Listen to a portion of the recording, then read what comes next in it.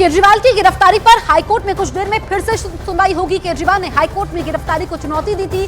CM Kejriwal 23 मार्च को high court में याचिका दायर की थी जिसमें उन्होंने तत्काल सुनवाई की अपील की थी, लेकिन इसकी इजाजत नहीं दी गई। अरविंद केजरीवाल को ईडी ने 21 मार्च को गिरफ्तार किया था। अगले ही दिन 22 मार्च को दिल्ली की राउज एवेन्यू कोर्ट ने उन्हें 28 मार्च तक ईडी की हिरासत में भेज दिया था। तो केजरीवाल की गिरफ्तारी पर हाईकोर्ट में अब से कुछ देर में एक बार फिर से सुनवाई होगी। अभी सुनवाई टली है। हमने देखा कि इससे पहले केजरीवाल की तरफ से अभिषेक मनु सिंघवी पेश हुए और यहाँ पर केजरीवाल ने अपनी गिरफ्तारी को गैर कानूनी बताया है। ईडी की रिमांड को चुनौती दी है। वो 28 मार्च तक ईडी की रिमांड पर हैं और हमने देखा कि लगातार केजरीवाल के समर्थक आम आदमी पार्टी ये कहती आई है कि एक नेता को पूरा अधिकार है कि वो चुनाव में हिस्सा ले। हमारे साथ विक्रांत इस वक्त लाइव मौजूद है। विक्रांत, क्या हाईकोर्ट में सुनवाई शुरू हुई थी, कुछ देर बाद फिर से सुनवाई शुरू होगी, अभी तक क्या हुआ सुनवाई के समय? देखिए, अरविंद केजरीवाल की तरफ से याचिका उनकी गिरफ्तारी के ठीक बाद दाखिल की गई थी। इस पर अर्जेंट हियरिंग की मांग की गई थी। हालांकि अर्जेंट हियरिंग नहीं हुई थी। आज होली की छुट्टियों के बाद जब कोर्ट खुला तो इस मामले की सुनवाई हुई। सुबह 10:30 बजे जस्टिस स्वर्ण कांता शर्मा की कोर्ट में इस मामले की सुनवाई हुई। अरविंद केजरीवाल की तरफ से वरिष्ठ वकील अभिषेक मनु सिंघवी पेश हुए। उन्होंने कहा कि इस मामले को तुरंत सुना जाना चाहिए और उन्होंने याचिका के साथ साथ जो मुख्य याचिका है उसके साथ साथ अंतरिम राहत की भी मांग की है, जिसमें रिमांड को चैलेंज किया गया है। और उन्होंने कहा कि रिमांड की अवधि कल खत्म होने जा रही है, इसलिए वो चाहते हैं कि आज ही इस मामले को सुना जाए। वहीं ईडी की तरफ से additional solicitor general SV Raju पेश हुए। उन्होंने कहा कि हम मुख्य याचिका में जवाब दाखिल करने के लिए कम से कम 3 हफ्ते का समय चाहते हैं, क्योंकि ये लंबी याचिका है और उसके साथ साथ जो इंटरिम प्रेयर है उसके लिए हमें एक रीजनेबल समय दिया जाए, लेकिन कुछ समय दिया जाए। हालांकि अभिषेक मनु सिंघवी ने इसका पूरा विरोध किया। उन्होंने कहा कि रिमांड की अवधि कल ही खत्म हो जाएगी, लिहाजा इस मामले को आज ही सुना जाना चाहिए। जिसके बाद कोर्ट ने कहा कि एक बार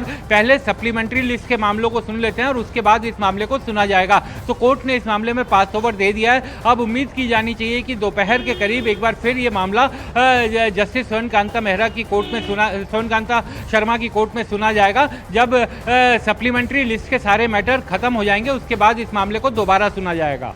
बिल्कुल, तो विक्रांत हमें दोपहर तक का इंतजार करना होगा, लेकिन लगातार आम आदमी पार्टी ये कहती आई है, खासकर हम केजरीवाल के वकील अभिषेक मनु सिंघवी की बात करें तो वो कह रहे हैं कि एक नेता को अधिकार है चुनाव में हिस्सा लेने का, और अगर ईडी ये कह रही है कि उनके पास पूरे सबूत हैं तो फिर गिरफ्तार क्यों किया गया है, पूछताछ क्यों करना चाहती है ईडी? इस पर क्या दलीलें यहाँ पर ईडी के द्वारा रखी गई हैं? देखिए, रिमांड को उन्होंने चैलेंज किया। बेसिकली उन्होंने अपनी गिरफ्तारी को अनकॉन्स्टिट्यूशनल, गैर कानूनी बताया और ये कहा है कि जो नोटिस उन्हें भेजे गए थे उसमें किसी में भी उनका नाम बतौर एक्यूज नहीं रखा गया था।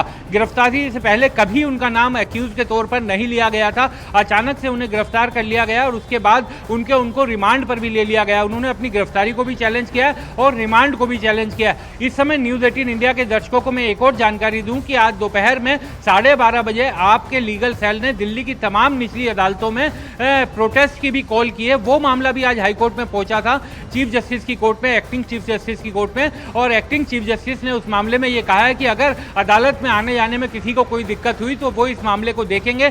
इस मामले में कड़ी कार्रवाई की जाएगी अगर किसी भी व्यक्ति को दिक्कत हुई, क्योंकि याचिकाकर्ता का ये कहना था कि कोर्ट परिसर में किसी तरीके का विरोध प्रदर्शन नहीं हो सकता। और आम आदमी पार्टी के लीगल सेल ने आज दोपहर 12:30 बजे सभी निचली अदालतों में प्रोटेस्ट की कॉल की हुई है, तो उसे रोका जाना चाहिए। कोर्ट ने कहा कि अगर किसी भी व्यक्ति को कोर्ट में दिक्कत हुई तो हम इस मामले को देखेंगे। तो आज ये भी एक मामला कोर्ट के सामने आया था। अरविंद केजरीवाल की याचिका का जो मुद्दा है वो अब से कुछ देर बाद ये उम्मीद की जानी चाहिए कि लंच के करीब या लंच से पहले दोबारा से आ सकता है, क्योंकि अभी कोर्ट सप्लीमेंट्री मैटर सुन रही है और उसके बाद कोर्ट में अरविंद केजरीवाल की याचिका को सुना जाएगा। तो बड़ी जानकारी विक्रांत देते हुए, विक्रांत आगे भी आपसे संपर्क साधेंगे। फिलहाल शुक्रिया आपका। तो ये बड़ी खबर इस वक्त की हम आपको बता रहे थे अरविंद केजरीवाल से जुड़ी हुई, जहां पर दोपहर के बाद एक बार फिर से कोर्ट में सुनवाई होगी। अब बात बिहार की कर लेते हैं। बिहार में महागठबंधन में सीटों के नाम पर अंतिम फैसला आज की बैठक में हो सकता है। लालू कटिहार सीट कांग्रेस को देने को तैयार है, ये सूत्रों के हवाले से बड़ी खबर है। इसके अलावा कांग्रेस औरंगाबाद सीट निखिल कुमार के लिए और पूर्णिया सीट पप्पू यादव के लिए मांग रही है। इन सीटों पर अब तक तेजस्वी ने अपनी सहमति नहीं दी है। आज की बैठक में इन सीटों पर स्थिति साफ होगी। इसके अलावा कांग्रेस के विधायक अजीत शर्मा अपनी अभिनेत्री बेटी नेहा शर्मा के लिए भागलपुर सीट मांग रहे हैं। इस पर आरजेडी विचार कर सकती है। कांग्रेस बेगूसराय की सीट कन्हैया कुमार के लिए मांग रही है, लेकिन कन्हैया पिछली बार लेफ्ट से लड़े थे, इसीलिए लालू ने इस सीट को लेफ्ट को देने को मना मन बना दिया है और वो अपने फैसले पर अड़े हैं। मीरा कुमार के लिए लालू सासाराम की आरक्षित सीट छोड़ने को तैयार है, लेकिन मीरा कुमार के बेटे के लिए काराकाट की सीट छोड़ने को तैयार नहीं है। मीरा कुमार अपने बेटे के लिए काराकाट सीट चाहती है, लेकिन लालू इसके लिए तैयार नहीं है। अब देखिए, कई सीटें ऐसी हैं जिस पर पेच फंसा हुआ है। हालांकि तेजस्वी यादव कह रहे हैं सब ठीक है, लेफ्ट कांग्रेस और आरजेडी मिलकर चुनाव लड़ेंगे, लेकिन कैसे? जो पेच फंसा हुआ है उस पर स्थिति अभी तक साफ नहीं हो पाई है। आइए अब आपको बताते हैं कि वो कौन सी सीटें हैं जिन पर आरजेडी कांग्रेस का पेच फंसा हुआ है और उनके बीच ठन गई है। सबसे पहले हम बात करेंगे औरंगाबाद सीट की, जहां पर आरजेडी अभय कुशवाहा को उतारना चाहती है। अब ये देखिए कि आरजेडी अभय कुशवाहा को यहां पर उतारना चाहती है, लेकिन कांग्रेस निखिल कुमार के लिए यह सीट मांग रही है। अब दूसरी सीट आती है पूर्णिया के लिए, जहां पर बीमा भारती इसके लिए यहां पर पूर्णिया सीट पर मांग रही है, लेकिन यहां से आरजेडी बीमा भारती को उतारना चाहती है। बेगूसराय से कांग्रेस कन्हैया कुमार को उतारना चाहती है, लेकिन पिछली बार कन्हैया कुमार लेफ्ट से चुनाव लड़े थे, इसलिए लालू यादव यह सीट लेफ्ट को देना चाहते हैं। कटिहार सीट पर कांग्रेस तारिक अनवर को उतारना चाहती है, वहीं आरजेडी कटिहार सीट पर सीपीआईएम को देना चाहती है। चंद्रमोहन हमारे सहयोगी लाइव मौजूद है। चंद्रमोहन, हम सीटें एक एक करके बता रहे थे, इस पर पेच फंसा हुआ है। तेजस्वी कह रहे हैं मिलकर लड़ेंगे, वो तो ठीक है, लेकिन स्थिति इन सीटों पर अभी साफ नहीं है।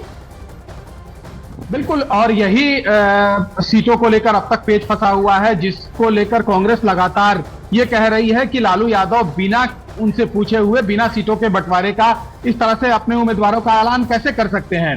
अभय कुशवाहा को औरंगाबाद से लालू यादव ने उतार दिया है, उनको सिंबल दे दिया है, जबकि कांग्रेस निखिल कुमार को वहां से चुनाव लड़ाना चाहती थी। सीपीआई के खाते में चला गया है बेगूसराय, जहां से कांग्रेस अपना उम्मीदवार कन्हैया कुमार को बनाना चाहती थी। और उसी तरीके से पूर्णिया में पप्पू यादव अपने पार्टी का विलय इसलिए कर लिए थे क्योंकि वहां से कांग्रेस उनको अपना उम्मीदवार बनाना चाहती थी, लेकिन लालू यादव ने कल तक जो बीमा भारती जेडीयू में हुआ करती थी उनको अपने पार्टी में ले लिया है और उनको वहां से उम्मीदवार बनाने जा रही है। इन्हीं सभी सीटों को लेकर पेच फंसा हुआ है। कटिहार, जो लालू यादव साफ तौर पर कह रहे हैं कि लेफ्ट के खाते में जाएगा, जबकि कांग्रेस वहां से तारिक अनवर को अपना उम्मीदवार बनाना चाहती है। तो इन्हीं सभी सीटों को लेकर लगातार खींचतान जारी है और अब तक ये भी नहीं हो पाया है कि कौन कितने सीटों पर बिहार में चुनाव लड़ेगा। कांग्रेस साफ तौर पर यह कह रही है कि 9 सीटों से कम उनको मंजूर नहीं है, जबकि लालू यादव ये कह रहे हैं कि 6 सीट से ज्यादा वो नहीं दे सकते हैं। और जो मुख्य सीटें जिसको लेकर शुरू से पेच फंसा हुआ था, औरंगाबाद की बात करें, बेगूसराय की बात करें, पूर्णिया की बात करें, कटिहार की बात करें या चंपारण की किसी एक सीट से कांग्रेस अपना उम्मीदवार उतारना चाहती है।